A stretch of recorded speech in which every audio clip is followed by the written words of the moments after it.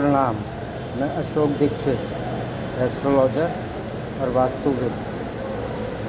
मैं आज आपको एक बहुत ही ग्रह नक्षत्र के जिनके विपरीत चल रहे हैं, जिनके जीवन में कुछ काम नहीं बन रहे हैं, उनके विषय में एक बहुत ही सरल उपाय आपको बताने जा रहा हूँ। आप लोग किसी भी दिन, किसी भी समय अंधेरा होने से पहले जाइए, पीपल वृक्ष से लिपट जाइए, दोनों बाहें लेकर, ऐसे जैसे आप किसी मित्र से मिल रहे हैं, जैसे आप किसी प्रेमी प्रेमिका से मिल रहे हैं, जैसे आप किसी बच्चे से मिल रहे हैं। वहाँ जाकर अपने अश्रु बहाइए, अपनी सारी विपदा, अपनी सारी बातें, जो भी आपके मन में शंकाएं हैं, जहाँ से भी आप जूझ रहे हो, जहाँ से भी आप परेशान हो, वो सारी वहाँ उसे लिपटा के कहते रहिए, बोलते रहिए। क्यों कह रहा हूँ पीपल की? क्योंकि भगवान श्री कृष्ण ने गीता में स्वयं कहा है कि वृक्षों में पीपल मैं हूँ। तो आप पीपल से नहीं मिल रहे हैं, वो गले मिल रहे हैं आप वासुदेव कृष्ण से।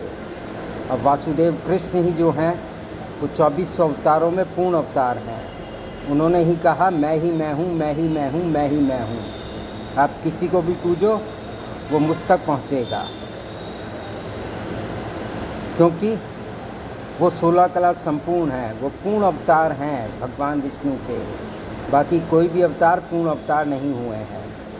आप जाइए, रोज़ लिपटिए, रोइए, कहिए अपनी बातें।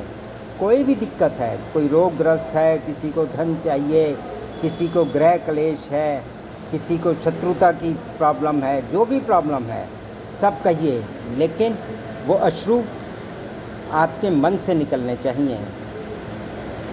वो मगरमच्छ के आंसू नहीं होने चाहिए। आप देखेंगे आपके काम धीरे धीरे कैसे बनने लग जाते हैं। कहीं पर भी जाने की ज़रूरत नहीं, कोई भी ग्रह हो, सब जो है वो शांत हो जाएंगे, सब शांत हो जाएंगे। क्यों? क्योंकि सब अधीन तो उस परमपिता परमेश्वर के ही है ना। उसने तो एक छोटी उंगली पे गोवर्धन उठा दिया, उसकी तो बात ही कुछ अलग है ना। हमें आभारी होना चाहिए धृतराष्ट्र का, जिसने पुत्र मोह में पढ़कर महाभारत कराई। अगर महाभारत नहीं होती तो हमें गीता जैसा सुखद अनुभव नहीं होता, हमें सुनने को नहीं मिलती। आप गीता में पढ़िए, देखिए, गीता को ध्यान से पढ़िए, गहराई से पढ़िए, एक एक श्लोक के डीप में जाइए, देखिए उसमें क्या है। भगवान कृष्ण तो कह के चले गए, लेकिन उनकी गहराइयों को आप समझिए, देखिए। आप मैंने जो आपका उपाय बताया है वो आपका कारगर सिद्ध होगा। मेरी शुभकामनाएं आपके साथ। प्रणाम प्रणाम प्रणाम।